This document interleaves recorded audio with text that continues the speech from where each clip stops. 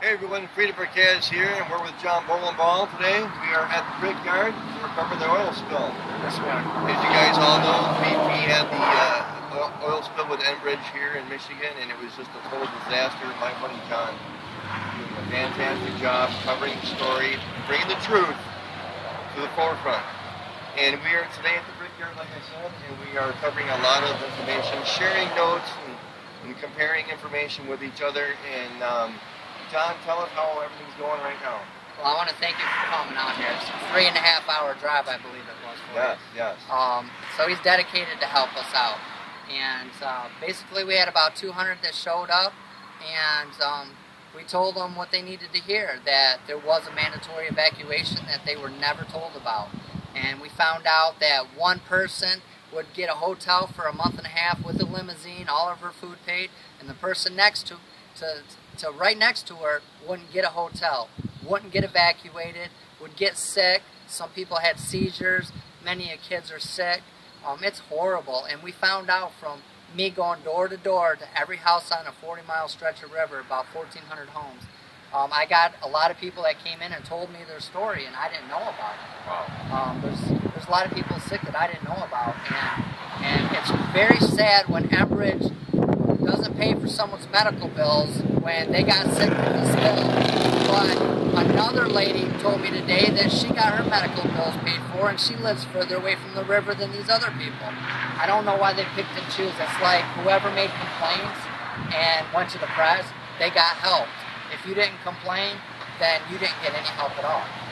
Yeah, that's true, John. I was talking to a few people inside myself, and in fact, I saw an air filter from someone's air conditioning unit. It had a big, giant circle. It was very dark, and the lady told me that it had only been in service for 14 days, and it had trapped that much oil that's in the air. That was really unbelievable.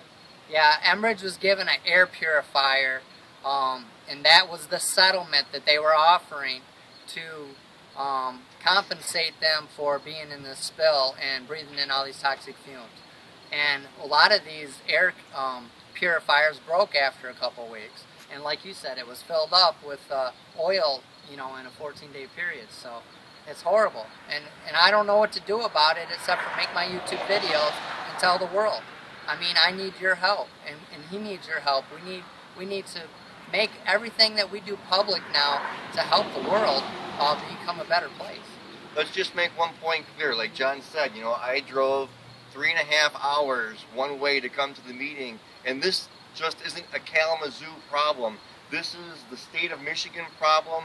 This is a national problem across the whole country, because look at what's going on in the Gulf. They're covering up the oil there. They're covering up the oil here. It's the same old story. It's all about the money.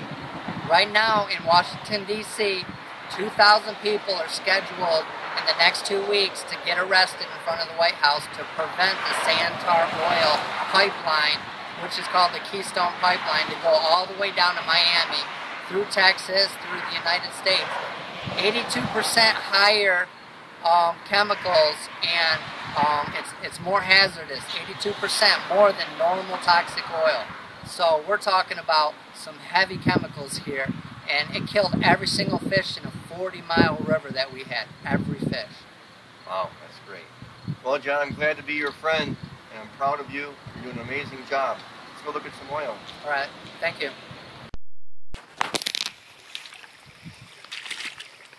See it coming up? You might want to come closer over here. Go over there. They put the sand over the top of it. See, this is sand. The sand that normally isn't here, and I'm going to prove that in a minute. You can see it all popping up. It's underneath the sand. Oh, yeah, you can see it. You can see it. Absolutely. I haven't went down that far, so.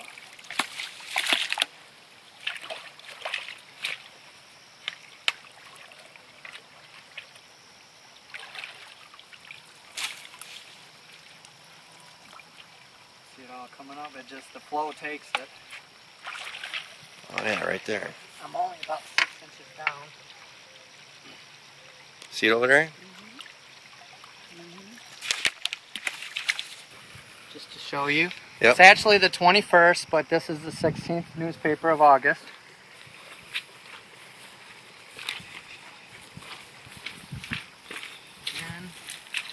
This is where they didn't put sand. Oh, you can see the oil on top already, John. I'm just walking. Guys, can you guys see the sheen on that oil, on the water rather? See it all popping up? Oh, wow. That's just me walking. Wow. That's unbelievable. Look how much oil is in that water. And they're just letting it sit there, John? Yep. Just letting it sit here. This all goes in the Kalamazoo River. That's Talmadge Creek. And it all goes to the Kalamazoo River here. Now, this area is really bad. Normally I take my rake and put it in and do it, but this area is super bad. Oh my God. And all the fish and animals died. Yep. They can't live in this. Oh my God, look at it all. Look how thick it is. Those bubbles aren't even moving because the oil is so thick.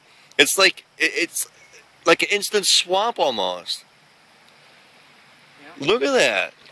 Oh my God. The other day I was here and Enbridge came out here and told me I couldn't be in the creek because they owned it.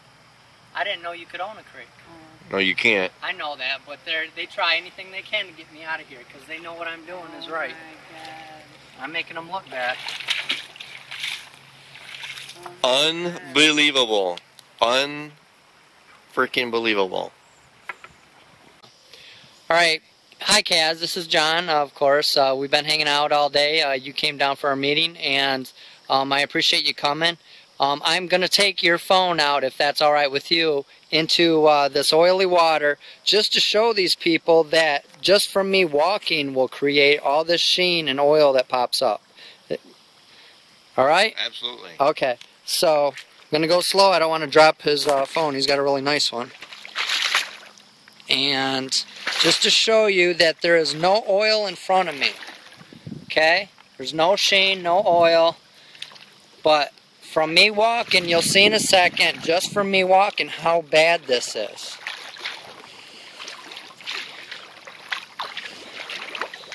It takes a second for all the sheen and oil to pop up.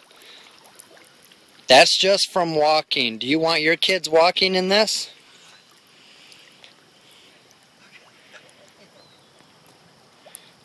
I hope you don't want your kids walking in this. What if they swallow this when they're swimming? I mean, how can they open this river? I just don't get it. And how can they tell residents that they're not affected by this medically? We know that's a lie, but I mean, I know they're trying to protect their pocketbooks. So, here you go, Kaz. That is just freaking unbelievable. And like I said, the oil is so thick, it stops the current in its tracks. I mean, the oil just doesn't go anywhere. And it's as far out as he walked. I mean, it's like it's turned into an oil swamp as far out as he's walked. And right there you can see that there's a boom that goes across there. It's doing absolutely nothing. Crazy. It's actually August 21st. I just had my meeting. We had about 200 people show up at my meeting.